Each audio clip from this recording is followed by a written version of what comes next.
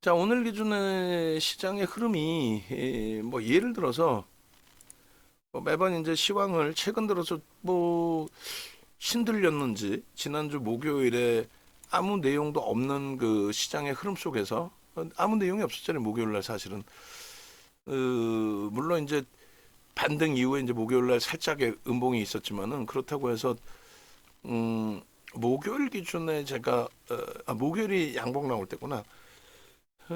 저기서 뭐 굳이 시황을 깊이 있게 얘기할 그 정도까지는 아니었던 것 같은데, 그죠? 음. 근데 여기서부터 이제 시황을 계속 그 깊이 있게 말씀을 드렸단 말이죠. 결론은 어찌됐든 그 이후에 이제 시장 상황은 이렇게 툭툭 미끄러졌어요. 고점 대비 또 7%. 우리는 고점 대비해서 7% 밀린 거고, 이스라엘은 사상 최대치 고점에서 8% 밀려 있는 거고. 그러니까 웃기는 거죠. 우리가 지금 뭐 전쟁 난 것도 아니고 참 답답한 흐름이 됩니다. 어찌됐든 결론적으로 에,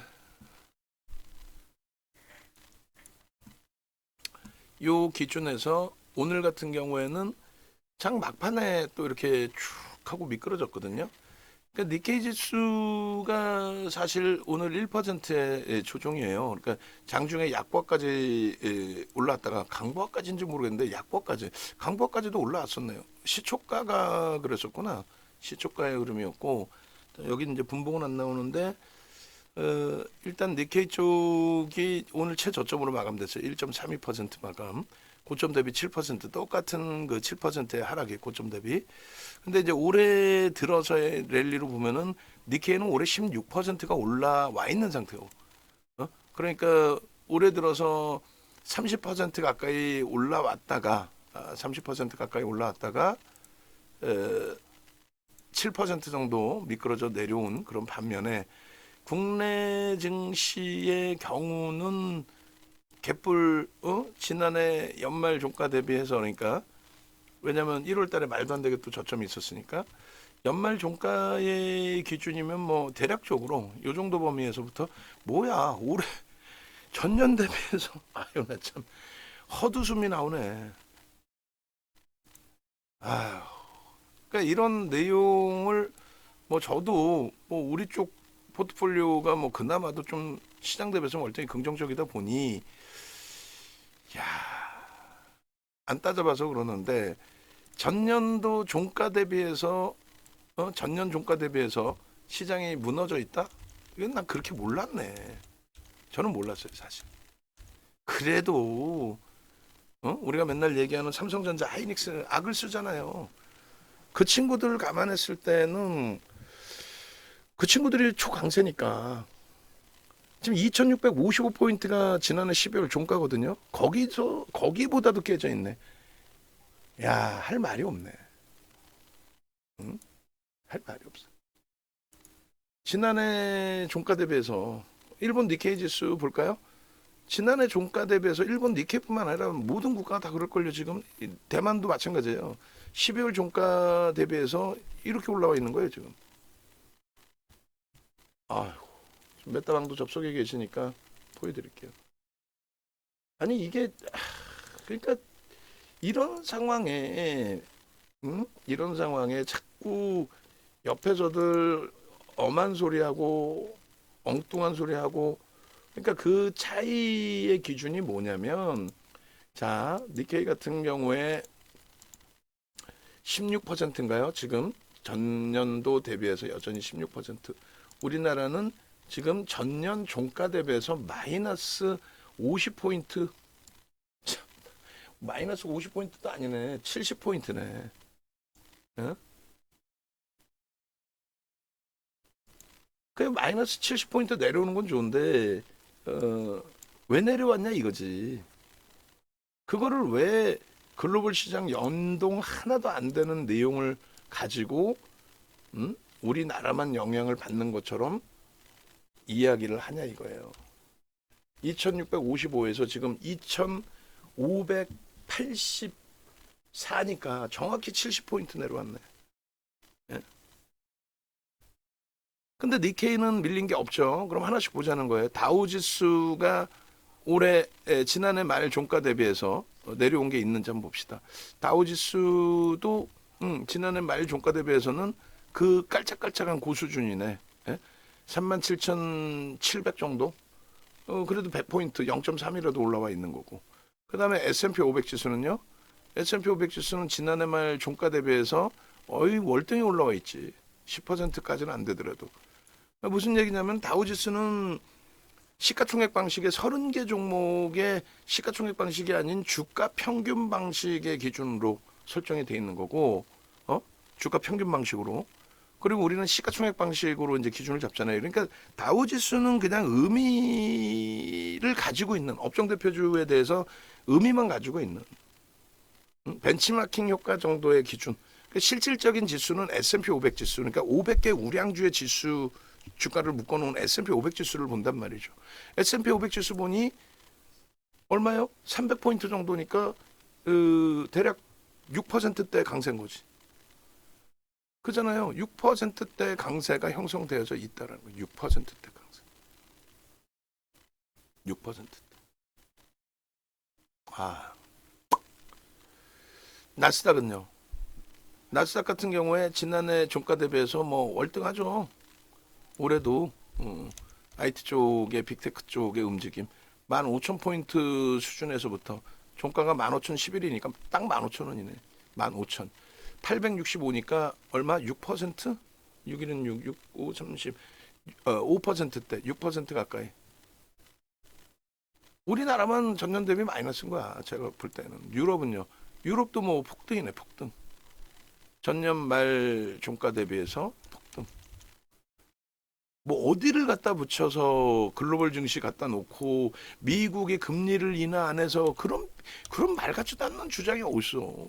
미국 금리 안 한 거 미국도 영향을 안 받고 유럽도 영향 안 받고 일본도 영향 안 받고 하물며 대만도 영향을 안 받아. 아우 진짜 확 그냥 막 그냥 대만도 영향 안 받아. 18,000포인트 전년 종가 대비해서 오늘까지도 올라서 오늘 1.56 올랐네. 오늘까지도 올라서 22,200이에요. 응? 근데 우리만 그러니까 우리만 빠지는 거 그것도 그걸 얘기하는 게 아니라 중요한 거는 지금 왜 빠져요라고 했을 때 여러분들이 그 채널 돌려서 보시면 이게 있잖아요. 뭐가 어쩌고요, 뭐가 어쩌고요, 금리가 어쩌고요, 뭐가 어쩌고요. 아주 경제학 박사들 나섰어. 아주 그냥 주식 전문가라고 나와놓고 경제학 박사가 나섰어. 뭐가 어쩌고요, 뭐가 어쩌고요, 뭐가 어쩌고요. 결론은 뭐가 어쩌고요가 아니라 그런 내용은 아무 상관이 없다라는 거죠. 지금 이스라엘 쪽이 여기에도 그 형성돼 있는지 제가 한번 이스라엘 쪽도 찾아볼게요. 이스라엘 증시가 있는지. 뭐 어지간한 거 다 있으니까 베트남도 있는데 이스라엘은 없네. 응? 이스라엘은 없어. 베트남도 있는데. 그죠? 이스라엘 그러면은 이제 그 차트 잘라서 올려드릴 거니까 그 차트 그 VVIP 방에서 한번 보시고. 이스라엘 증시가 사상 최대치 고점 대비해서 미끄러져 내려와 있는 게 얼마요? 8%라니까? 우리보다 월등해. 그리고 지금 4월이잖아. 그러면 1월 고점이 어디야? 1월 고점 대비해서 올라와 있어, 얘네는. 나 참 진짜 답답하다. 우리나라만 어찌됐건 70포인트가 밀려져 있는 거니까 3% 정도 밀려 있잖아요. 3%가 밀려 있는데 3% 왜 밀렸어? 윤정부처럼 딱 잘라 얘기하면 되잖아. 정정불안입니다. 정치적인 정책적인 불확실성입니다. 이 얘기를 하면은 주변에서 웃는다니까. 킥킥킥킥 대고. 정치적인 정책적인 불확실성이라는 단어를 써요. 정정불안이라고. 어느 증시에서도 쓰기도 하고. 근데 그 소리조차 들어본 적도 없는 거야. 그러니까 웃어. 그 설명 제가 정색을 하고 승질이 못 돼가지고 제가 막 얘기할 때 막 웃으면 막 뭐라 그러거든. 그것도 몰라요라고 하면서 정색을 하고 막 얘기를 한단 말이에요.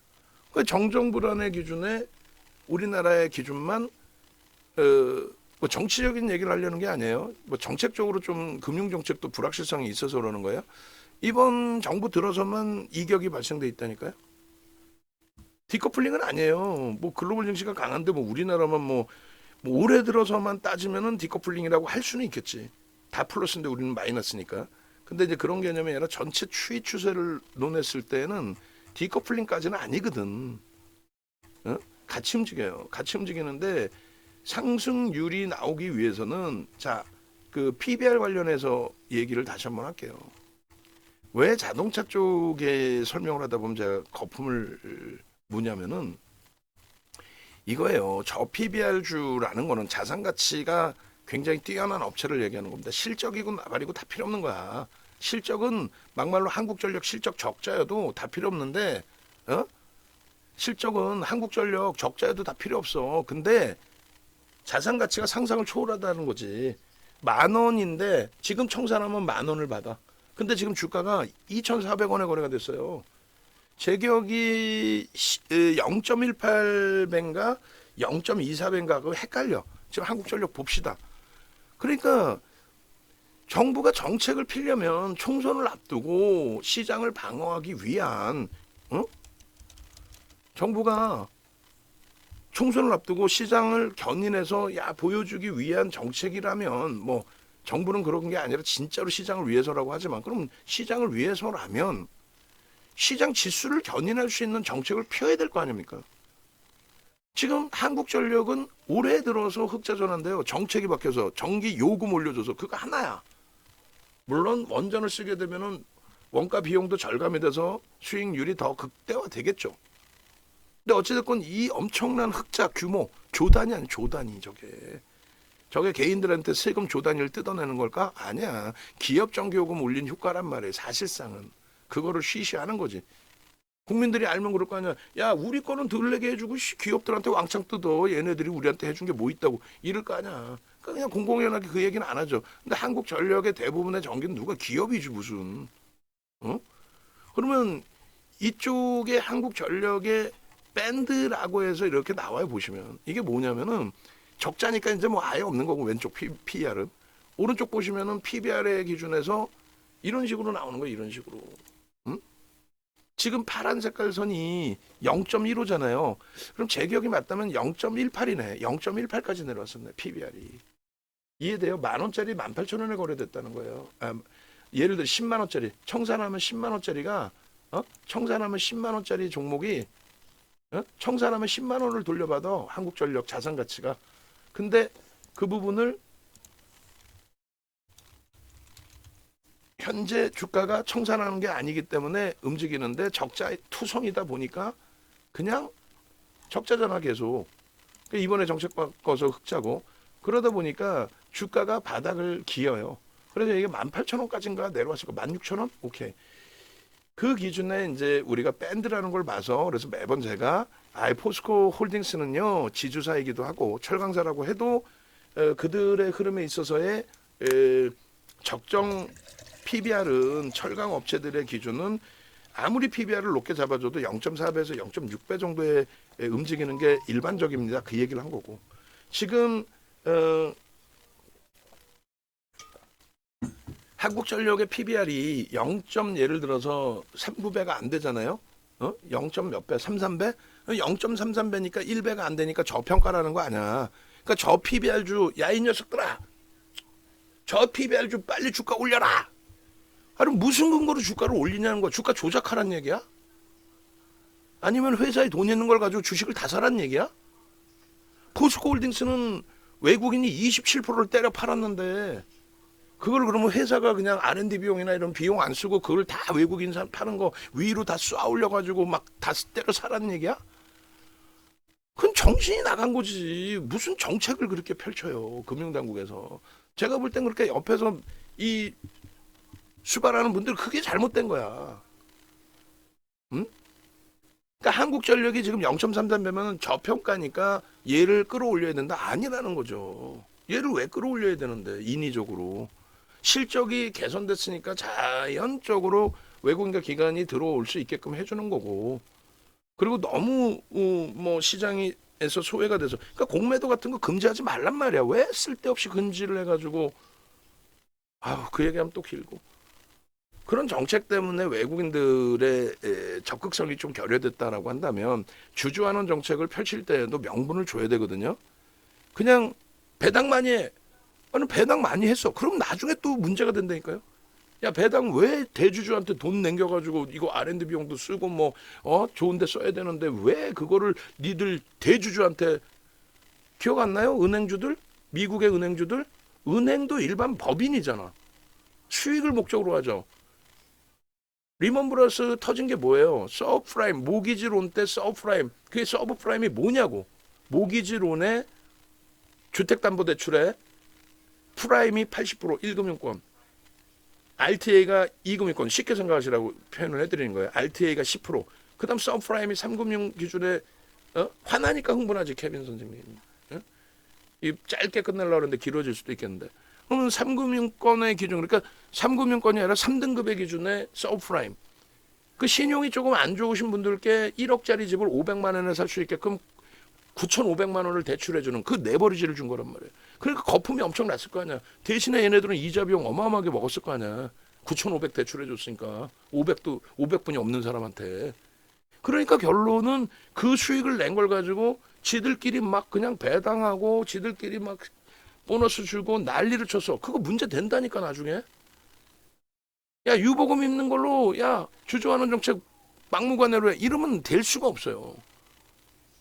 저 PBR 종목 얘가 다시 0.18배까지 내려와도 이상할 게 없어. 지금 저 파란 색깔 선 PBR에서 파란 색깔 선이 0.15배예요. 그리고 0.21배 사이에 있어. 그러니까 6에서 반나절 3이니까 0.18배가 맞네. 제가 0.24인지 0.18인지 헷갈렸는데 0.18배가 맞아. 0.18배까지 내려갔다고. 그럼 예를 들어서 얼마 전에 0.36배였단 말이에요. 그럼 0.36배에서 만에 하나 다시 정기요금 급격히 인하해버려. 그래 적자 전환돼버려 또. 그러면 그게 0.18배까지 내려가도 이상할 게 없단 말이에요.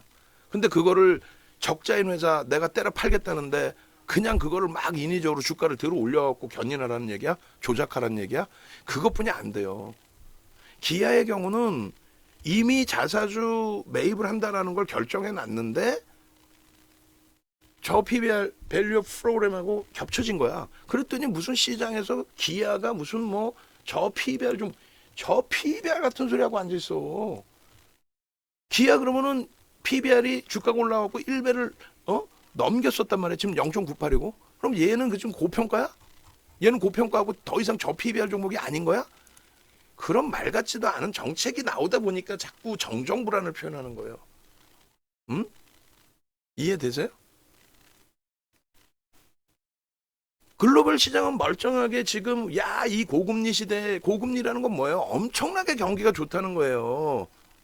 근데 무슨 우리나라 지금 언론에서는 엉뚱한 애들 경제평론가라는 말도 안 되는 친구들 불러다 놓고 경제학 교수님들 모셔다가 하는 방송에 대해서는 여러분들도 경청하시죠. 저도 경청하거든요. 어디 대도 않는 애 불러다 놓고 우리나라 시장은 오늘 왜 빠졌어요? 이스라엘 때문에 빠졌지. 중동 때문에 빠졌지. 야, 이스라엘은 안 빠졌다니까. 전쟁이 뭐 임박됐는지 뭐 했는지 하여간 해석을 해도 대만은 올랐다니까.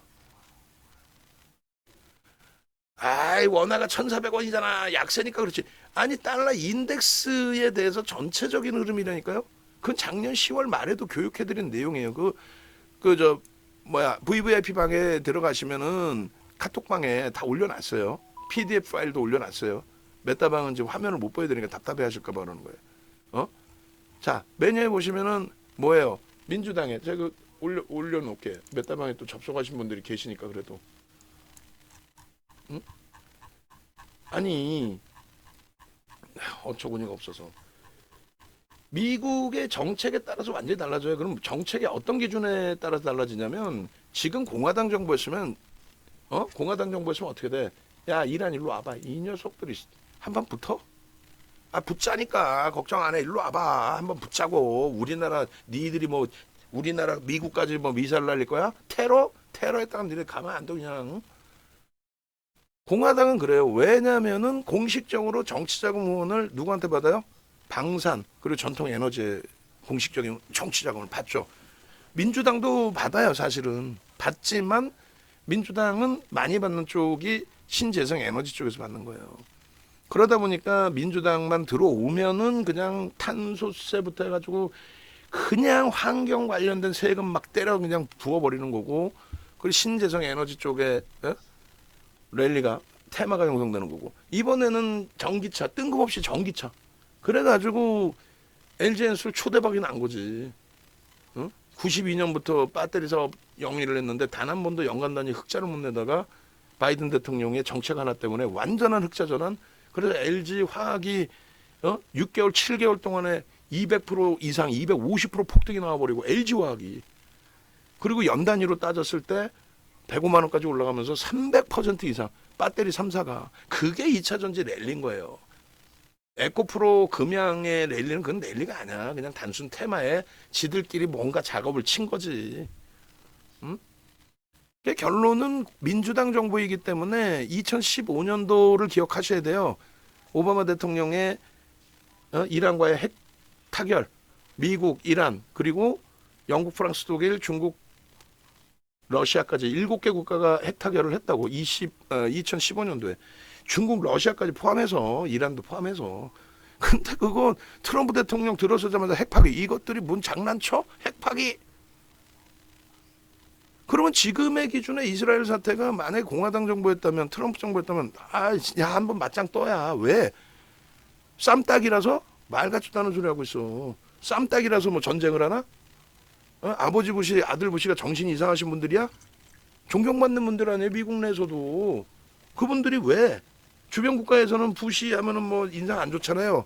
트럼프 하면 이상한 사람이고. 근데 지금 대선 주자 1등이 누구야? 트럼프 아니에요? 근데 그걸 우리나라에서 정신 나간 애들은 막 이상한 사람 취급을 해. 어디 그분을 평가를 할 거야? 결론은 정책적인 부분에 대한 내용이라는 거예요. 결론은 지금의 공화당이었다면은 이란에 대해서 굉장한 강경책을 폈을 거예요. 근데 그게 아니라 민주당이기 때문에 유화책을 쓰고 이스라엘에 야, 싸우지 마라. 싸우는 건 내가 지원 안 한다. 각국에서도. 공화당이었으면 바로 전쟁이야. 그렇게 하면서 방산 무기 팔아먹고 막 눈물 안 나 하는 거지. 그게 다르다는 거예요. 그 이스라엘이 야, 있잖아, 전면전을 피해가는 기준에서 뭐 요인 암살이나 뭐 핵시설을 파괴, 말 같지도 않은 소리 하지 말고. 응? 그래서 글로벌 증시가 안정화돼 있는 거야. 지금 폭락이 나와요. 우크라이나 사태처럼 유럽이 한 달 만에 10%, 일주일 만에 5%, 하루에 3% 폭락이 나온 게 있나? 하루에 3%. 우크라이나 전쟁 때 육로를 통해서 육상전이 딱 진입되는 시점에 2022년 3월 달에 바로 유럽은 바로 옆에 있잖아. 하루에 3%, 일주일에 5%, 한 달에 10%. 근데 그걸 꼬리 달고 다 돌렸어요, 월봉에. 그게 딱 한 번, 그 3월 한 번. 그리고 전혀 글로벌 시장에 영향이 없어. 작년에 말씀드렸다시피 이게 작년 10월 말에 머니올라에서 KBS에서 1시간 반 동안 2차 전지, 또 이스라엘, 또 AI, 그때 MS와 알파벳 실적, 그리고 우리나라에서는 뭘 봐야 되니? SK 하이닉스, 삼성전자, 현대차 세 개만 보십시오. 그 기준에 이스라엘 하마스의 영향은 어떻게 되니? 라고 했을 때 이건 그냥 아무런 영향 없습니다. 끝. 그리고 이 당시에 유가가 90불대였는데 하마스전 터지고 오히려 밀려요. 왜? 경기가 둔화될 것 같다고, 수요가 없어질 것 같다고. 옛날처럼 무슨 뭐 1차 올쇼크, 2차 올쇼크 나와가지고 인플레이션이 20%, 30%씩 폭등한 게 아니고 100불도 안 왔어. 뭐 상해 가능이야. 윤정두가 군사 전문가야? 나와 있는 거 다 이렇게 모아서 얘기를 하잖아. 이거 윤정두 머릿속에서 나오는 게 아닙니다. 시장에서 학자분들이 이렇게 전망을 하고 있는데 요 전망인데 제가 볼 때는 이렇게 될 가능성은 좀 경험칙상, 제 경험칙상 제한적입니다. 이란이 개입될 내용은 제한적입니다. 왜요? 이런 내용에 그 정리된 내용은 없으니까. 이런 걸 누가 정리해서 올려주는 사람은 단 한 명도 난 못 봤어. 윤정두 머릿속에서 이런 건 나온 거예요. 경험칙상. 민주당, 공화당 정책 뭐 잘 찾아보면 어딘간 또 있을 수 있죠. 정리한 거는. 그러니까 결론은 호르무즈의 봉쇄 시에 150불을 넘길 수도 있다라는 내용인데, 오히려 그때 뭐 이란은 전혀 뭐 개입을 안 한다고 해석을 해드렸고, 제 해석은 그랬어요. 주변에 나와 있는 모든 거를 다 정리해서 봤을 때 해석에. 그리고 저는 군사 전문가가 아니에요. 지금 보면 뭐 전인구 이런 애들 유튜브 나오고 어린 놈 자식 나와가지고 무슨 군사 전문가야? 어? 아니 뭐 경제학 학위가 있어 뭐 있어? 그냥 어디서 주워 들은 거 다 모아가지고 뭐 군사 전문가에다가 어느 날은 또 갑자기 무슨 어휴 하여간에 모르겠고 결론은 유가의 강세 부분이 2000년 이후에 유가의 강세 부분이 글로벌 시장의 경제 동향 특히 이제 주가 주식 시장에 영향을 준 적은 단 한 번도 없어요. 비이성적인 영향을 준 적은 없다는 얘기예요. 1번 화면이 금리를 17번 올릴 정도로 경기가 너무너무 좋아서 금리를 17번 올린 거 아닙니까? 인플레이션 잡으려고. 그렇게 해서 수요에 의한 유가 강세 저 100불 넘겼잖아요. 저런 거에는 주식시장에 영향을 안 줘요. 그 다음에 주식시장이 폭락할 때 일시적으로 유가는 강세를 띈 적이 있죠. 저건 뭐냐면 유가도 그 상품이기 때문에 마지막 오버슈팅 날리고 나서야 그러면 된 거예요. 시장이 완전히 꺾이기 전이었으니까 고점 찍고 눌렸을 때 오버슈팅 줬죠. 그리고 급락을 합니다. 왜 급락을 해요? 리먼 터지면서 세계 수요가 급감할 것이다. 그 다음에 시장이 반등은 나오는데 저거는 돈의 힘으로 시장 반등 나오잖아요. 그럼 경기가 좋아서 원유에 대한 수요가 좋아서 유가가 반등이 나왔어요? 아니지. 결제통화 달러의 약세 때문에 저때 110불을 넘기고 있던 거예요. 1달러에 1리터에 1달러에 팔았는데 1달러 가지고 빵 하나 사 먹었었는데 달러가 약세를 쪄가지고 1달러 50센트를 줘야 빵 하나 사 먹을 수 있어. 그러니까 유가 100불 밑으로 못 내려. 야 110불에 사가. 그래야 나 빵 사 먹을 수 있어. 농담이 아니라 그 논리예요. 그 110불 하고 있는데도 시장은 유동성의 힘에 의해서 강세를 띄었고 경기가 좋아서가 아니에요. 그러다가 이제 경기도 살아나고 미국도 살아나고 미국도 약달러를 이제 안 해도 되겠다. 강달러로 가도 되겠다 해서 강달러로 전환되는 시점이 3월이에요. 3번이에요. 3번.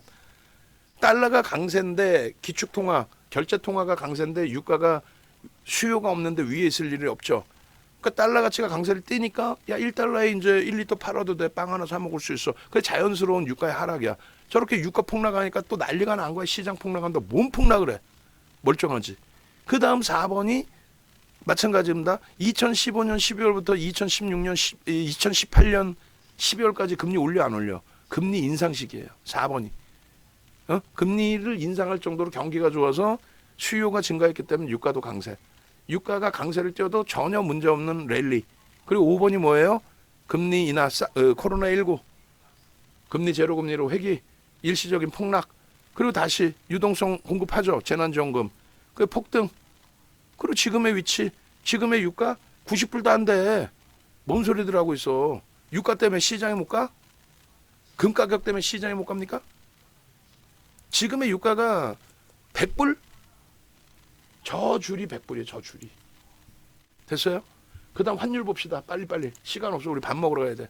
오늘 회식할 거야. 환율. 달러 인덱스에 대해서 달러 인덱스 표 작업하는 걸 했더니 이따구 걸 이걸 표 작업이라 그냥 막 그냥 진짜 아휴 옛날 거 내가 끄집어내서 가야지. 읽어보면 딱 안 나와. 달러 인덱스는 통화 가치 비교적 안정적인 뭐 6개 통화에 대한 미국 달러의 가치를 지수한 것. 그 6개 통화가 유로와 파운드와 엔화, 스웨덴 크로나, 스위스 프랑, 캐나다 달러 이렇게 돼 있습니다. 그 6개 딱 넣어놓고 비중 만약에 나와 있는 거 있으면 비중 넣어놓고 그럼 표 한 3줄 이면 되지 않나? 아우 그냥 막 그냥 진짜 아무 생각 안 하고 그냥 초등학생 캡처해서 올려놓는 것처럼 그냥. 달러 인덱스의 기준은 그래서 결론은요. 이것도 작년 10월 말의 기준이에요. 하도 뭐 옆에서 뭐 엔화가 약세니 무슨 뭐 어쩌고저쩌고 하길래 우리나라 지금 원화 1,400원에 대한 걱정하지 마십시오. 우리나라만 원화가 훼손이 되면 문제가 됩니다. 근데 우리나라의 원화의 훼손이 아니라 달러 자체의 강세다. 왜? 그게 미국의 정책이다. 왜? 미국의 GDP의 70%가 소비인데 소비자 물가지수를 안 잡으면 얼마 전에 바이든 대통령 당선됐다고 그때 긴축을 했어야 되는데 바이든 대통령께서 2조 달러 뿌려버렸잖아. 돈을 뿌리는데 무슨 긴축을 해. 지금 파월 의장 엄청난 매파죠. 그 이전에 트럼프 대통령 때도 엄청난 매파였어. 근데 지금 그 당시에 엄청난 비둘기파야. 금리 긴축 안 해도 되고 금리 안 올려도 된다고 그렇게 우겨서 소비자 물가지수 CPI가 얼마 8%까지 올라가고 PPI가 얼마 12%까지 올라갔던 거예요. 네, 금리 급격히 올리면서 이제 제자리로 잡아놨지. 그러면 그 올라가는 과정 속에 이 과정 속에 왼쪽으로 한번 줄 하나 딱 꺼놓은 거 있잖아요. 중간에. 저 때가 22년 1월입니다. 22년 1월인데 저 22년 1월 달까지 시장은 사상 최대치 고점을 찍어요. CPI, CPI가 7%까지 올라오는데 CPI 9%까지 갔구나. 어찌됐건 저 22년 1월 달까지 왼쪽으로 45도 각도로 줄을 하나 쫙 꺼냈잖아. 저게 22년 1월이라니까요. 다우지수 S&P 500 지수가 사상 최대치 고점을 찍었어. 7%까지 저렇게 가파르게 올라가는데 유동성의 힘으로. CPI, PPI가 올라왔다고 시장이 폭락한다?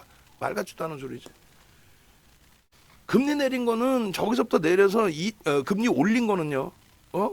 23년 7월까지 금리를 올립니다. 23년 7월까지 금리 올릴 때 23년 7월까지 금리 올릴 때 이런 표라도 한번 누가 보여주면서 설명해요?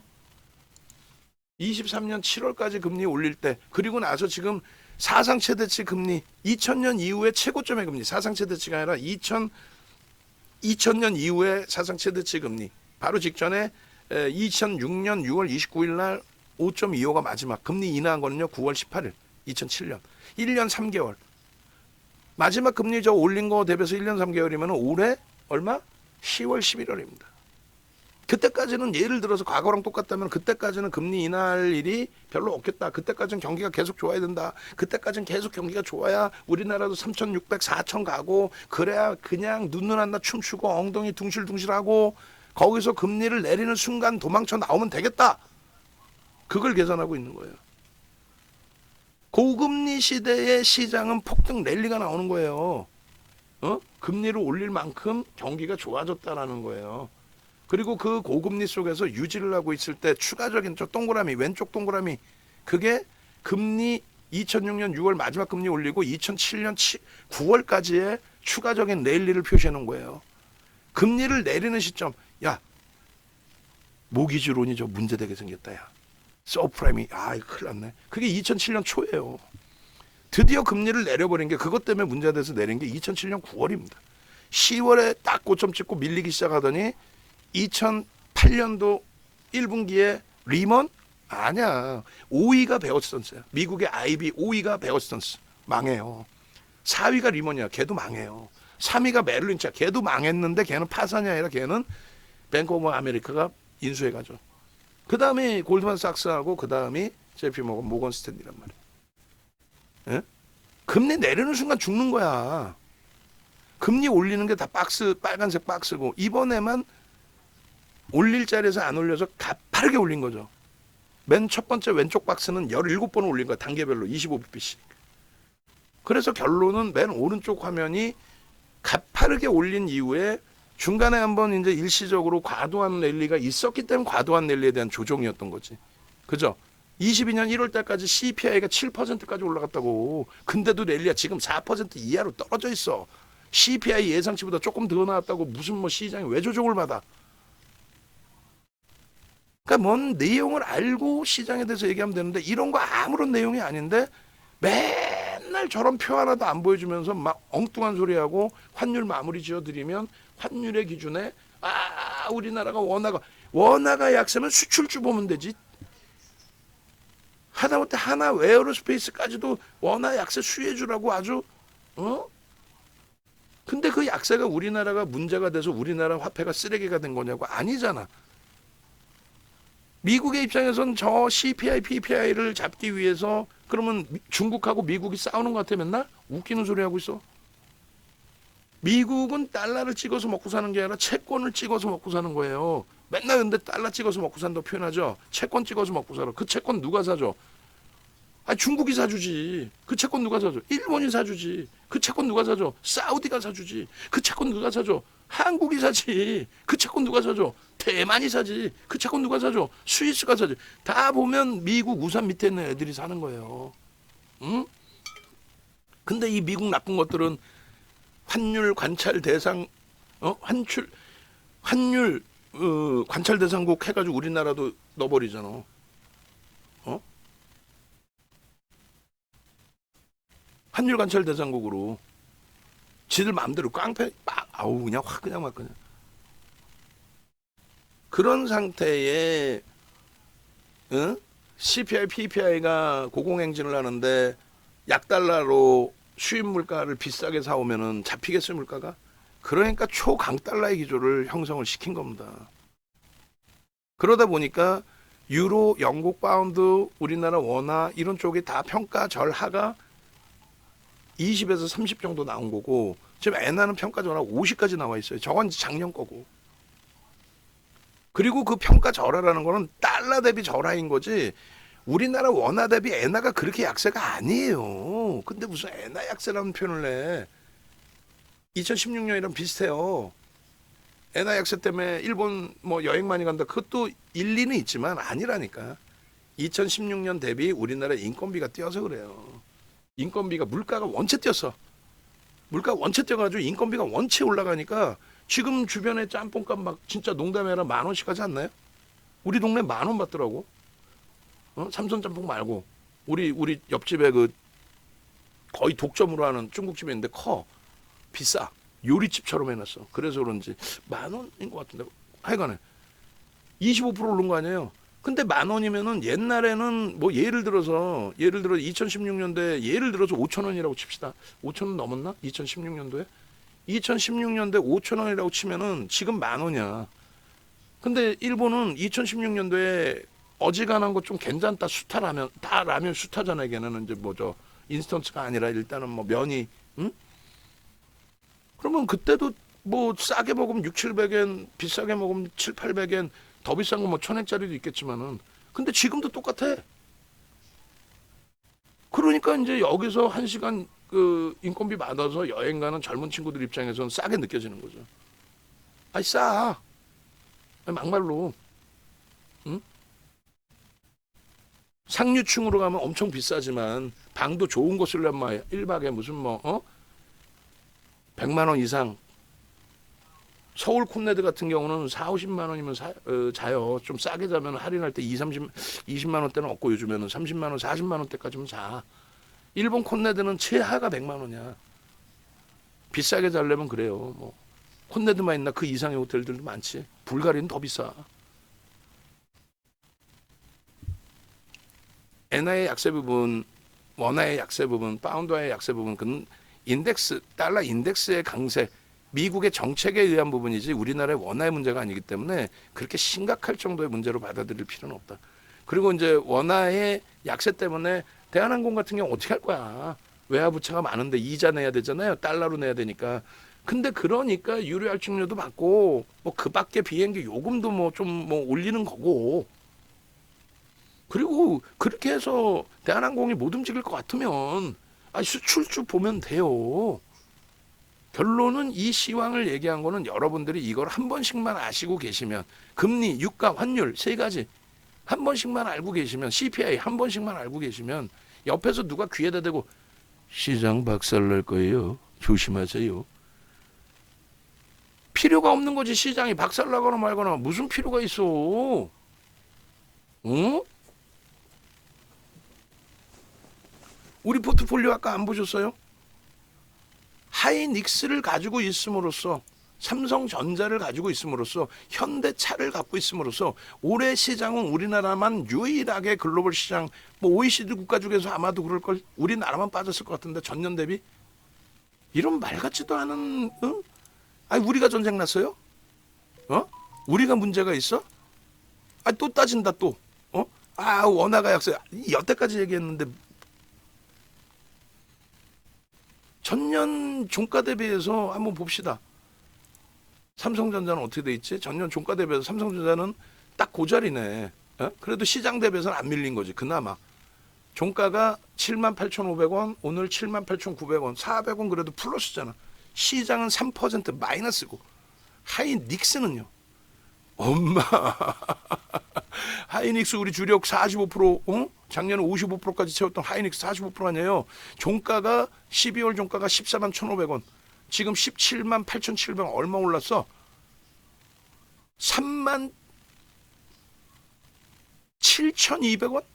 37,200원이면 얼마? 20%, 23%? 그러니까 입이 째지는 거지. 그러니까 시장 하나 흐름 잘 보고 주력주 하나 잘 보면, 그러면 하이닉스 운 좋아서 찍어서 잘 샀나? 글로벌 증시가 왜 강한지를 설명을 했잖아요. 나머지 거 보고 설명합시다. 한미반도체 12월 종가가 61,700원인데 지금 13만, 따블이네. 그러니 우리는 안 아픈 거야. 남들이 시장 깨집니다, 박살납니다, 유가가 어쩌고 환율이 어째서, 그래서 어쩌라고 시장 조정받을 겁니다. 헛소리들 하고 있는데 시장이 왜 조정을 받니? 받아봐야 찔끔이고 오히려 올라가야 되고, 결론은 우리 종목이 소형 잡주여서가 아니라 실적주의고 우리 종목이 글로벌 시장의 주도주의이기 때문에 밀리지 않는다. 그래서 비중을 하이닉스 45, 현대차 25, 지금 4월 기준에 삼성전자 10%까지. 그렇게 해서 얼마? 작년 종가 대비해서 20만 3,500원짜리 현대차가 지금 23만 3,500원, 3만 원 올랐네. 15% 올랐네. 에? 그러니까 행복할 수 있는 거예요, 우리는. 하나 에어로스페이스 뭐 사상 최대치 신고가를 밀린 거고, 이수 요즘에 좀 힘들더라도 얘도 사상 최대치 신고가 찍고 밀린 거고, 주성 조금 힘들더라도 사상 최대치 신고가 찍고 눌린 거고, 시장 대비해서 멀뚱한 거예요. 여기에 HLB 수익이 포함되어 있어요? 뭐 다른 수익이 포함되어 있어요? 아니죠. 그러면 글로벌 시장에서 그러면 왜 IT를 그렇게 보느냐? 별거 없어요. 시가총액 순위 또 쫙 나와. 기가 막히게 나와. 어제 내가 원고 다 뽑아왔어. 다 뽑아왔다고, 원고를. 그래서 보시게 되면요, 미국 쪽의 강세 흐름의 기준에 누가 이끌어놨다? 자, 보세요. 22년도 9월 25일 날 애플이 시가총액 1위였어요. 글로벌 시장이 2조 4천억 달러. 사우디 아람코가 2조 달러. 이게 이제 사실은 22년 7월 달에 사우디 아람코에 애플이 시가총액 밀리기도 했어요. 마이크로소프트사가 1조 7,740억 달러예요. 그죠? 1조 7,740억 달러인데 MS사가 지금 3조 달러를 넘겨요. 그리고 테슬라가 여기 들어와 있고, 그리고 엔비디아는 시가총액이 없었어요. 저 안에. 글로벌 시장 시가총액 10위 안에. 그죠? 그잖아요. 그리고 저 부분을 완성본에서 지금 저기에도 올려드릴게요. 저 굉장히 중요해요. 시가총액 글로벌 시장에서 바뀐 거. 왜? 누가 주력이었는지에 대한 해석이 돼야 될 거 아니에요. 누가 주력이었는지, 시장의 주력은 누구였는지. 그래서 시장의 주력은 이렇게. 그리고 지금 현재 기준에 이렇게. 그래서 요거를 같이 메타방도 보여드리면서 설명을 드릴게요. 지금 벌써 4시 20분이네. 원고 하여간 최대한 빨리 마무리 해버리세요.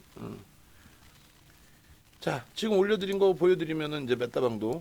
자, 이게 저게 다 머릿속에, 윤정도 머릿속에 있다라는 게 대단하지 않아요? 윤정도가 천재여서 그러나? 아니야. 외울 거 몇 개 없어. 목사님보다 덜 외워도 돼. 목사님은 다 외우시죠? 고린도전서 1장 8절에 아버님께서 말씀하셨습니다. 사도신경 몇 장 그거를 2시간 동안 한 50군데를 얘기하시는 것 같아, 성경.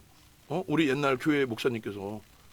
우리 아버님이, 돌아가신 아버님이 그 50개를 다 받아 적어와요. 그래서 새벽 내내 막 성경 공부해. 그러면서 그 막 다 찾아갖고 보시는 거야. 그 중에 반은 틀리지. 그럼 목사님이 틀리셨겠어? 내가 잘못 받아 적었겠지? 뭐 이렇게. 근데 농담이 아니라 대부분을 다 기억을 한단 말이에요. 엔비디아 시가총액 순위에 작년 1월 달에 시가총액 순위에 없었다 그랬잖아요. 10위 안에. 보시자고. 없었어요.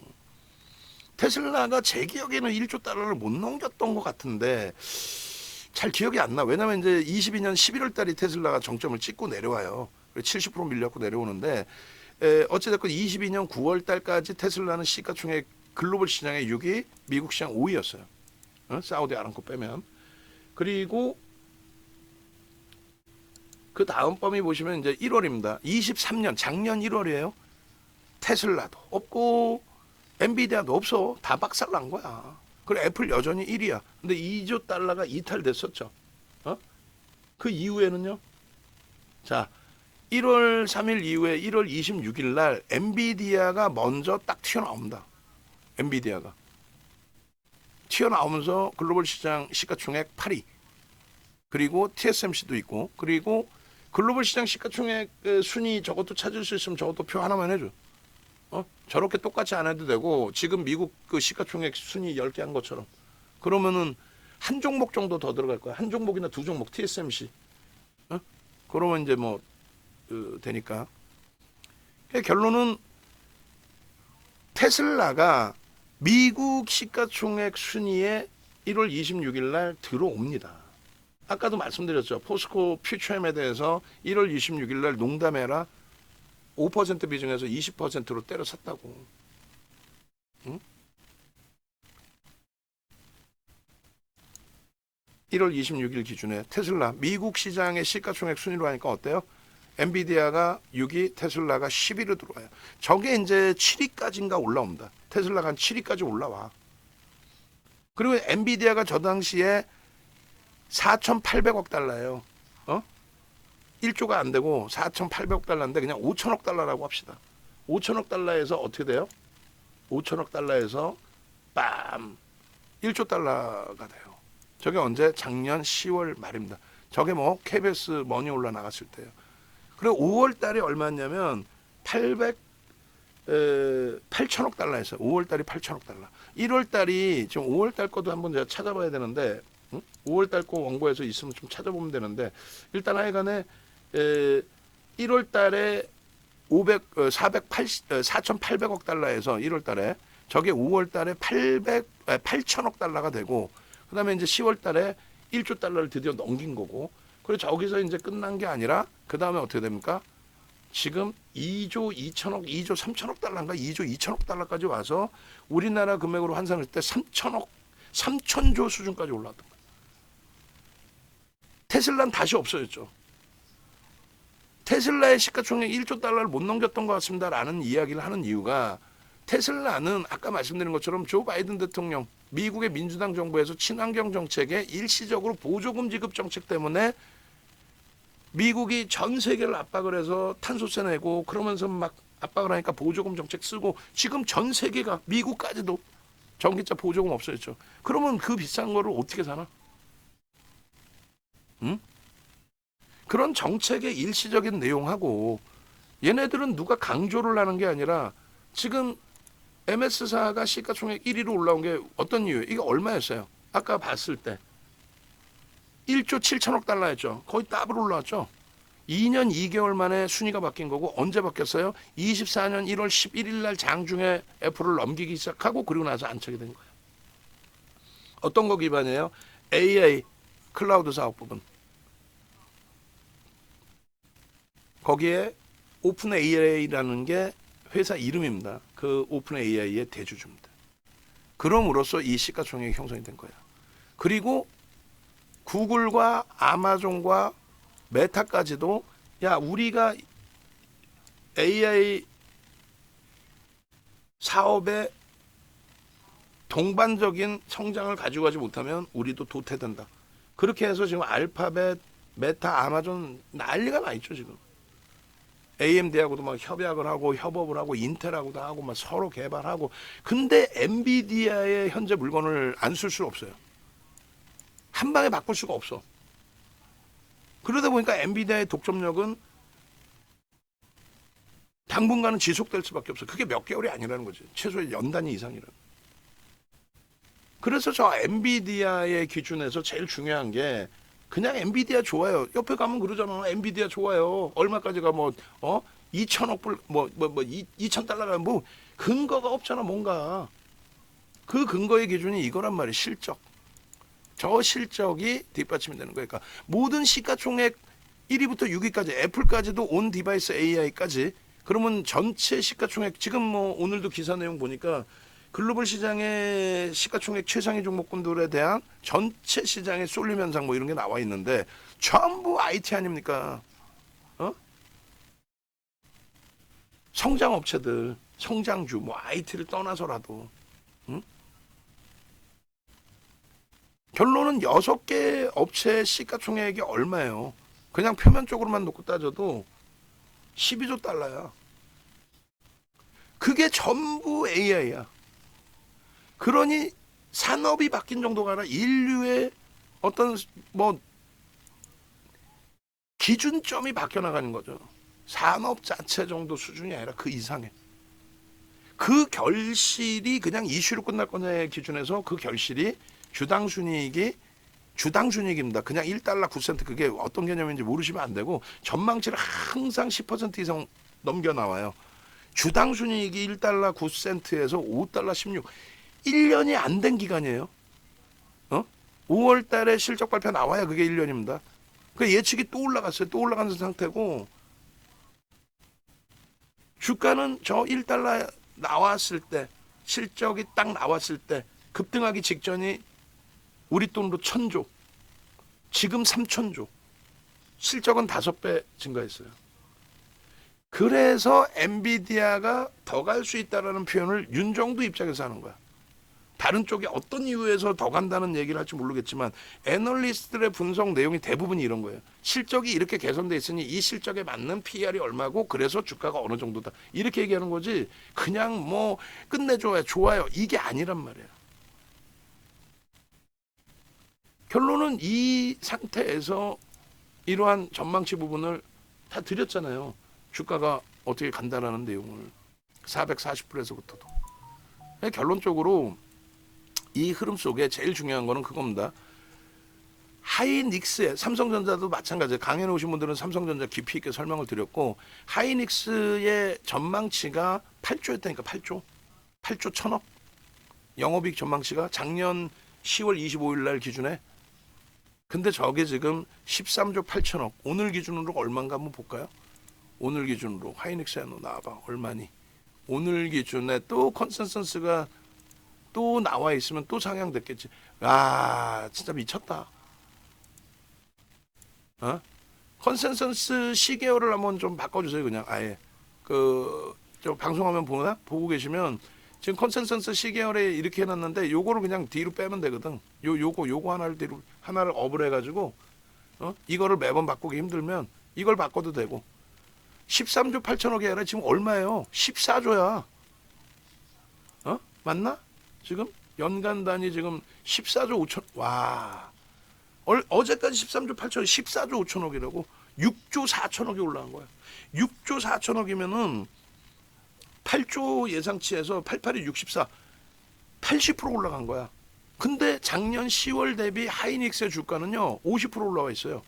그러면 앞으로 30%더 올라갈 수 있다는 거 농담이 아니라 미쳤네. 그러니까 하이닉스 작년 10월에 우리가 포트폴리오에 구성해서 작년 10월에 기준에 하이닉스입니다. 11만 9천 원인데 시장 2,000포인트 안 깨지니까 옆에 이상한 애들 얘기하는 거 듣지 마시고 윤정도 말만 들으세요. 하이닉스 52% 몰빵, 현대차 25% 몰빵, 두 종목 합쳐서 80% 몰빵. 나머지 알아서 보시고 이제 끝. 그때가 11만 6,300원이야. 그 이후에 13만 4,700원, 그 이후에 15만 6,200원, 그리고 3월 말 종가 기준에 18만 3천 원에도 강력 매수 비중 45% 가져갑니다. 그 이유는 방금처럼 실적이 계속 상향됐기 때문이고 그에 따른 외국인 기관 쌍끌이 순매수 우리나라 최상위 1위, 2위를 왔다 갔다 하니까 매수를 하는 거지. 그냥 아무렇게나 아이고 하이닉스 좋아요. 그게 아니라니까. 이렇게 기준이 잡히는데 한미 반도체 실적에 대해서는 컨센서스가 그렇게 크게 안 나와요. 현대차증권의 그 젊은 친구 여자분이 남들 7만 원 예측하고 있는 거기다 대고 9만 7천 원 할 때 20만 원을 그냥 갖다 붙여버리고 물론 이제 분석을 한 거지 나름. 그래놓고 이제 주가가 폭등이 나오니까 이제 별명이 성이 곽실 거예요. 그래서 갓이라고 이제 신이다 이렇게 별명이 붙었는데 그 다음에 26만 원으로 올렸어. 어? 그 다음에 소형 증권사 상상인인가 거기서 이제 또 20만 원대로 목표 주가를 넣어놨고. 그러니까 좋은데 걔는 두 군데서 나온 거야 지금. 예전에 나온 한 5군데는 다 7만 원이에요. 그러면 다시 이제 실적 전망치가 개선돼서 나올 수 있지만 얼마 전에 그 이창환이 애도 아주 그 녀석도 퇴출돼야 되는데 아주 못된 녀석이죠. 에코프로 130만 원, 120만 원대도 강력 매수를 울부짖고 그 사람들을 피눈물을 흘리게 해놓고 엔캠 선행 매매하는 것들 그거 쫓아서 엔캠 끝내줍니다. 지가 무슨 분석 능력이 없어요. 걔는 그냥 지점에 있는 애란 말이에요. 단말기를 보거나 할 수 있는 애가 아니에요. 근데 하는 얘기가 회사에서 얘기하는 3조 영업이익? 아니 3조 지들 회사에서 그냥 공시가 아니잖아요. 보도자료 터트려 놓는 거 그걸 맞장구 쳐갖고 3조 나오면 그 정신 나간 애지. 그래 놓고 증권사 컨센서스 대비해서 1조 정도 예상하는데 3조입니다. 그 1조를 엔캠 같은 경우에 몇 군데서 내놓냐고. 내놓은 데가 없어요. 뭐 끼껏 해봐야 한두 군데 나왔으려나. 그것도 작년에 뭐 한투? 그러면 그 작년에 한투 그 보고서를 쓴 애를 의심해봐야 되는 거예요. 사실은 이 녀석 농담이 아니라 돈 받고 썼나? 쥐가 얘를 어떻게 알고 그냥 갑자기 뜬금없이 얘를 갖다가 분석을 하지 해석을 하고? 없어. 대신증권 올해 3월 28일 날 스모켈 담당이 코멘트 하나 날려놓은 거고 없어요. 증권사 보고서도 없는 거 이창환이 이 녀석이 쥐가 어떻게 분석을 해. 그래놓고 얘네들이 그냥 코멘트 날리는 거 1조 정도 예상합니다. 그걸 바탕으로 증권사 보고서는 1조 정도 예상하는데 한 군데잖아. 얘가 맘먹고 장난친 거면은. 아니면 맘먹지 않았더라도 지가 무능해서 잘못 분석해 놓은 거면은. 근데 이거를 갖다 놓고 얘는 1조인데 뭐 한 군데라는 표현도 안 하고 증권사 보고서는 1조인데 뭐 회사는 3조를 예상해서 이게 좀 과열됐으니까 이젠 차익실현. 그게 분석이라고 하고 있어? 2차 전지에서 그렇게 고객들을 피눈물 나게 해놓고 본인 고객도 다 박살내놓고 엔캠에서 비이성적인 흐름 나오니까 눈은 안 나고 나쁜 녀석 같으라고. 우리는 엔캠을 들어가도 5% 이상 들어간 적이 없잖아요. 9만 원에서부터. 선대인은 그때부터 선행 매매하고 그 수만 명 동시 접촉자만 수만 명이에요. 거기다가 엔캠 끝내줍니다. 지 선행 매매하고 아주 나쁜. 여러분들은 그런 데에서 뭐 우연찮게 그 수익을 냈다가 오히려 낭패를 보지 마시고 결론적으로는 긍정적인 포트폴리오의 구성을 기준을 먼저 잡으시고 오늘 기준에 삼성전자 200만 주? 저 무슨 의미가 있어요? 퍼센테이지로 의미가 없어요. 외국기관 합산해서 89%의 비중을 갖고 있습니다. 지금. 하이닉스 마찬가지예요. 이 차트까지 같이 볼게요. 그래서 오늘 그 수급 보고 마무리를 짓고 원고 마무리들 빨리빨리 하셔야 돼. 서로 도와가지고 뭐 특별한 거 많이 갖고 나가지 않을 거니까 시간 걸릴 거 있으면 빨리빨리 미리 얘기해서 이거 뺄까요 넣을까요 막 얘기하고 어제난 거 다 빼면 되니까. 0068 기계적으로 차트 자르는 거 그런 거만 좀 잘라 넣어주면 돼요.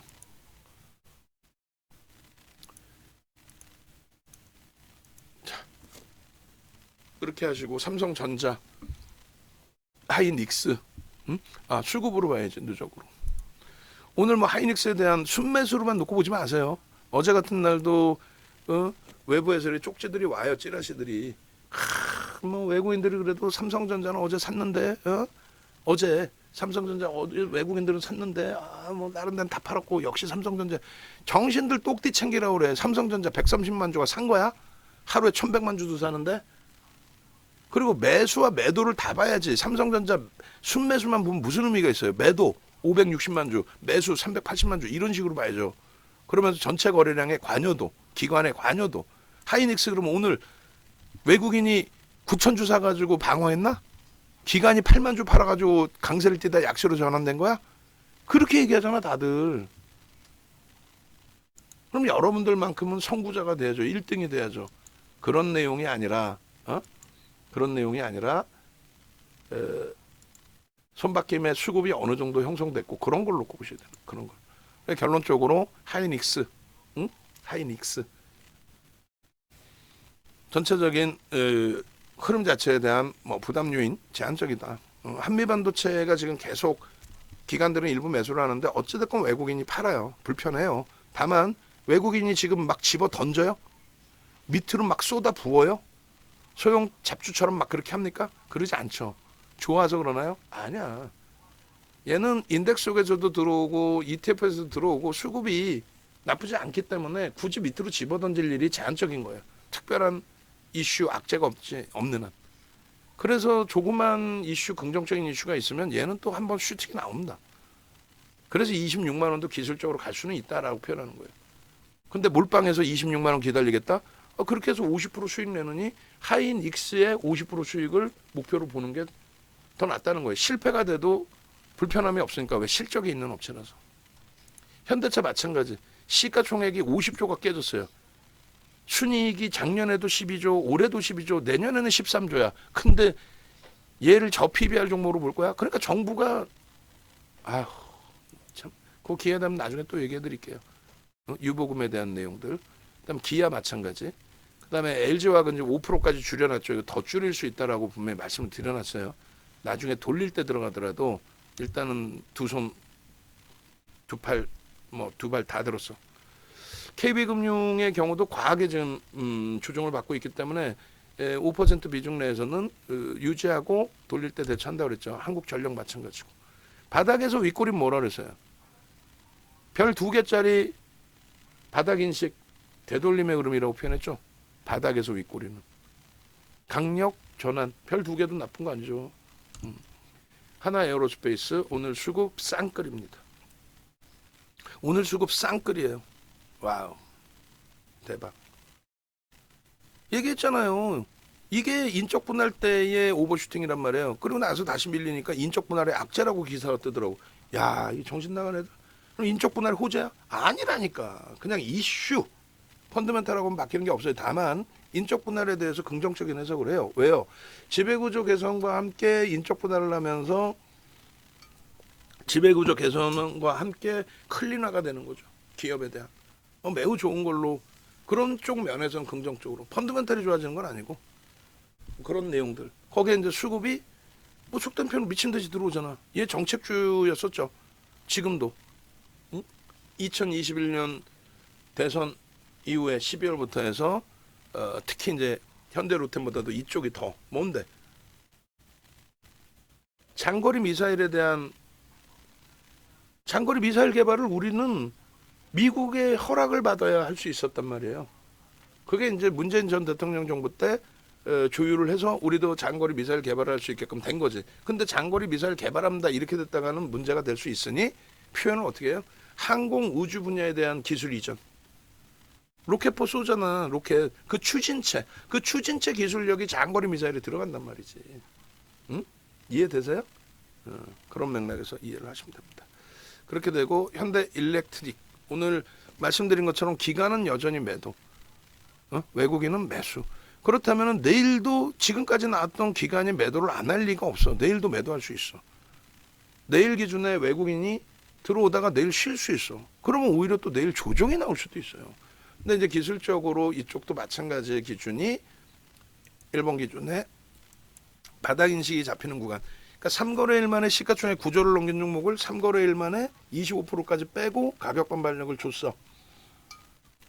두 가지라고 그랬죠. 하나는 전일의 물량에 대한 전일 물량을 받은 쪽 개인들이 또 내놓은 그 흐름이 될 수 있고, 또 하나는 여전히 기관이 매도를 했을 수 있다라고 했는데 기관이 매도를 했어요. 그 매도한 쪽은 땅 파서 팔 수는 없으니 매도하는 물량이 추가적으로 더 확장이 된다라는 거는 글쎄요. 지금 이제 단기간에 한 10%를 팔았는데 기관 지분이 그렇게 많이 쌓여 있었을까? 지금 외국인과 대주주와 외국인의 지분을 합산을 하면은 대략적으로 83%가 외국인과 대주주입니다. 물론 여기서 외국인의 매도가 나올 수 있지만 오늘까지 매수가 들어왔다라는 걸 감안을 한다면 그냥 바로 물량이 튀어나오진 않겠구나라고 해석을 하고, 여기에 들어가 있는 지금 현재 표출되어 있는 외국인들의 지분은 대주주에 포함이 안 돼 있어요. 그죠? 그렇기 때문에 외국인과 대주 지분 83% 그 수준 플러스 기간 쪽에 지분이 있을 거 아니에요. 운영사라든가. 그 지분 빼고 나면 실질 유통 물량은 제한적이에요. 그리고 기간 쪽에서 나올 수 있는 물량이 그러니까 좀 제한적이다라고 해석을 하는 거예요. 물론 연기금 쪽이 많이 갖고 있는데 연기금이 뭐 어느 수준까지 매도를 할지 규모를 어떻게 할지는 그거는 저도 전화해서 물어볼 수는 없어. 다만 지금의 수급 강도가 외국인들의 수급 강도가 결코 나쁘지 않다. 거기에 장중 내내 설명을 드린 것처럼 월봉으로 보실 때 야 이렇게 가파르게 오른 거 윤정도 정신 나간 윤정도가 이런 거를 매수하래요. 나쁜 윤정도네. 그러니까 안 되는 거야. 에코프로도 설명을 드렸고 그리고 한미 반도체에서도 설명을 드렸죠. 이렇게 보시는 게 아니에요. 이런 거는 로그 차트로 보신다. 퍼센테이지 한 달에 지금 얼마큼 움직이느냐, 수급은 얼마큼 들어오느냐, 또 개인들의 물량 뺏기는 흐름보다는 손바뀜이죠. 거기에서 거래가 좀 터져야 되는데 거래가 좀 밋밋한 것 같아요 라는 의견들을 여러분들 스스로가 내실 수 있어야 돼요. 거래가 밋밋한 것 같아요. 거래 대금 보시는 거예요. 거래 대금 어때요? 미친 듯이 터져 있죠. 저 거래 대금이 미친 듯이 터지는 상태에서 정점의 인식은 저 거래 대금 속에서 꼬리가 계속 달리고 음봉으로 떨어져 내려와야 돼요. 그러려면 오버슈팅이 나와야 돼요. 로그 차트에서 오버슈팅이 나와줘야 돼요. 로그 차트에서. 이해되세요? 로그 차트에서 오버슈팅이 나오고 그것이 어떻게? 음봉으로 밀려 떨어져 내려오는 그런 흐름들로 연동이 돼야 됩니다. 그게 주봉이든 일봉이든 월봉이든 어느 기준에서든. 그게 정점이 돼요. 그렇지 않으면 거래 대금이 급격히 둔화되든가. 아시겠어요?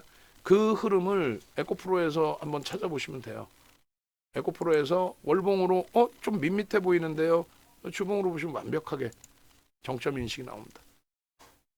그런데 얘도 에코프로도 시가총액이 월등히 40조까지 올라왔어. 3조짜리를 15배 땡겼죠. 6개월 만에. 오버야 아니야.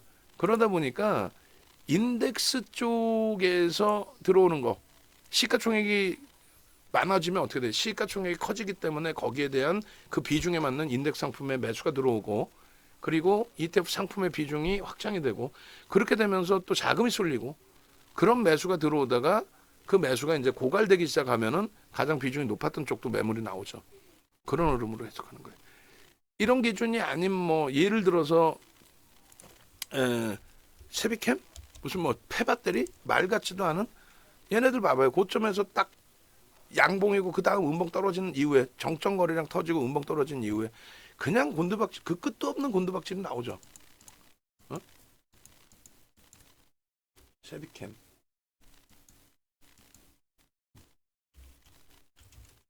성일아이텍 뭐 이런 거.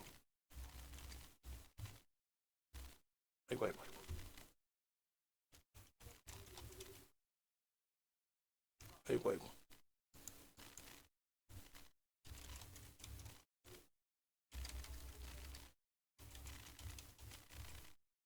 그래서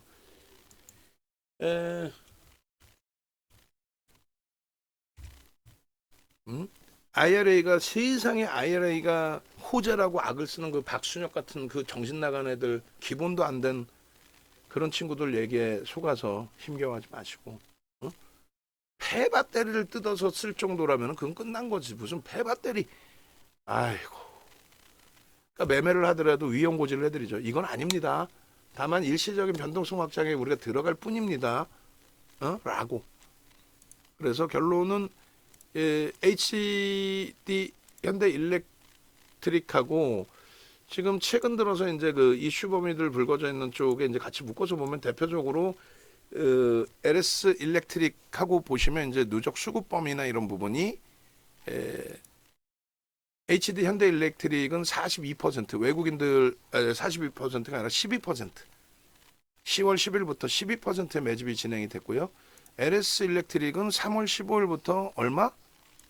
3월 15일부터 3% 오늘까지 하면은 쌍끌이 3% 정도 되겠네요. 오늘까지. 그렇게 해서 올려놓은 변동률이기 때문에 요 자락에서는 뭐가 나와야 된다? 오버슈팅이 한 차례 나와야 된다. 누가 봐도 야 이거 과도하게 쏴올렸네가 나와야 돼.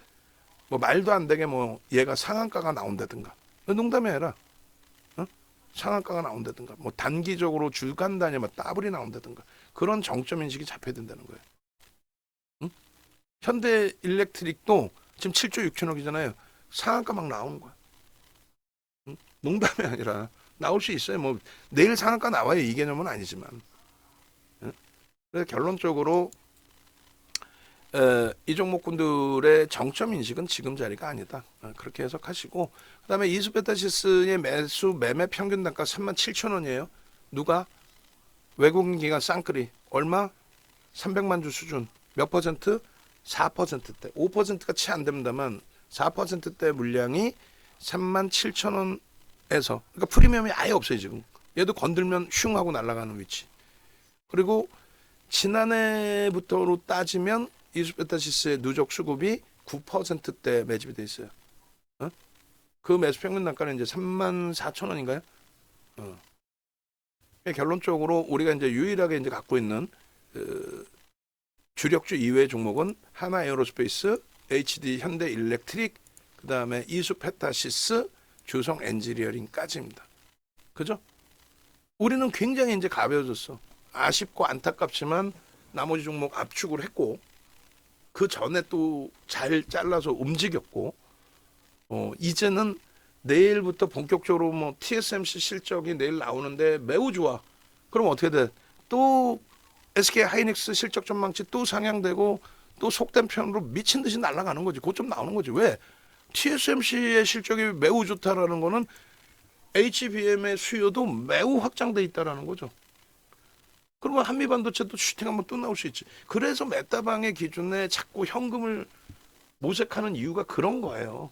뭐 결국 오늘 기준은 HD 현대 부분에 있어서 현대 일렉트릭 부분에 있어서 기관이 매도를 하는 걸로 추정이 되지만 주도력은 어찌됐건 지금까지의 기준에 누가 외국인이 갖고 오는 거 아니에요. 외국인이 지금까지의 기준에 외국인이 때려 산 거 아니에요. 근데 걔네가 지금 슈팅을 제가 볼 때는 오버슈팅을 형성하지 않았다. 오버슈팅을 형성하기 전에 벌써 이미 기관들이 차익 실현을 9%대의 차익 실현을 했다. 뭐 그쪽이 좀 소진될 즈음에 오버슈팅 날리고 엑시트를 하겠죠. 근데 지금은 아닌 것 같아. 그리고 현재 기준에서 거래대금 최상위 또 프로그램 순매수 최상위 이런 부분의 추이 추세 강화는 충분히 뭐 시가총액 규모에서 볼 수 있다. 그래서 당분간은 변동성 종목의 기준에 주력주이지만 변동성으로도 한미반도체, 하나 에어로스페이스, HD, 현대 일렉트릭. 그래서 시가총액 7조에서 10조 이상짜리. 뭐 HLB도 볼 수는 있어요. 남들 다 알고 있는 HLB 보면 뭐 할 거냐고. 5월 16일 날 FDA 승인되죠. 유치원생도 안다고. 얘 맨날 얘기하면서 3만 원, 4만 원, 5만 원. 특히 8만 원 이하에서 공격적으로 잡아냈잖아요. 그렇게 해서 12만 9천 원 고점 찍을 때까지의 수익. 마지막 물량은 순절. 그리고 지금은 안 쳐다보잖아. 왜? 거래가 없으니까. 됐죠? 그럼 뭐 시장은 어려운 거 없어요. 다시 정리해드리면 시장은 매우 긍정적이다. 글로벌 증시는 뭐 매우 긍정적이다. 그런 상황 속에서 국내 증시만 유독 약세인데 그 부분을 자꾸 이상한 논리를 피는 애들 얘기는 듣지 마라. 윤정도 말만 들으셔라. 그 얘기인 거고 그리고 윤정도 논리의 기준대로 한다면 글로벌 증시에 맞는 3,000포인트, 4,000포인트까지도 열려있다. 그건 누가? 삼성전자, 하이닉스, 현대차, 기아가 올라서야만 그 지수는 갈 수 있다. 그 지수가 못 오면 나머지 종목도 못 간다. 그럼 나머지 종목 못 간다 생각하면 주식을 왜 해? 다 팔고 나가셔라는 거예요. 근데 시장을 긍정적으로 보신다면 그럼 무조건 주력주 삼성전자, 하이닉스, 현대차, 기아 비중 조절해서 넣어두시고 나머지 이렇게 훌륭한 하나 에어로스페이스, HD 현대 일렉트릭, LS 일렉트릭, 뭐 HLB가 변동이 나온다면 그런 시가총액 5조에서 10조 이상, 10조 이상 그런 종목에서 수익을 내시라는 거예요. 거기서 수익을 내면 그 다음 범위에 시가총액 5조 미만, 1조 이상 5조 미만 이수베타시스든 이런 종목에서 변동성 확장. 한미반도체는 주력으로 들어가 있는 거고. 됐죠? 외부에 계신 분들 합류하세요. 그렇게 해서 지금 뭐 이렇게 되면 이게 지금 5시에 안 되겠구나. 어쩔 수 없이 조금 더 늘어지더라도. 왜냐면 이거 영상도 올려야 되고 이 큰일 났네. 영상 올리는 걸 생각을 못 하고. 자, 유튜브로 오셔가지고 네이버에서 윤정도 검색하셔서 유튜브 오셔서 교육 동영상 다 보시고요. 다 보세요. 그러면 어제 녹화본까지 있고 혹시 가능하다면 오늘 녹화본까지 올려놔도 상관없어요. 오늘 녹화본으로 바꿔도. 그리고 뭐 어제 걸로 그냥 냅둬도 되겠다. 그리고 공식 홈페이지 찾아오셔서 전화하세요. 전화번호 요 밑에 있습니다. 그렇게 해서 혼자 엉엉 울지 마시고 이 좋은 장에 이 좋은 수익률에 이거 2월 포트도 지금 30% 넘긴 지가 언제야? 일일이 하나하나 다 얘기해야 되나? 제발 좀 그냥 막 그냥 진짜 뭐 좀 뭐 프로 의식이 없어. 본인들이 이걸 바꾸는 담당자가 있으면 다 바꾸는 사람이 우리 지금 주식이 우리 30% 넘겼어? 2월 포트면 1월 말 종가 대비잖아. 그럼 저게 뭐야? 메타방 73% 수익 마케팅 할 때 30%안 올리나? 그건 따로 올리고 얘는 따로 봐? 그냥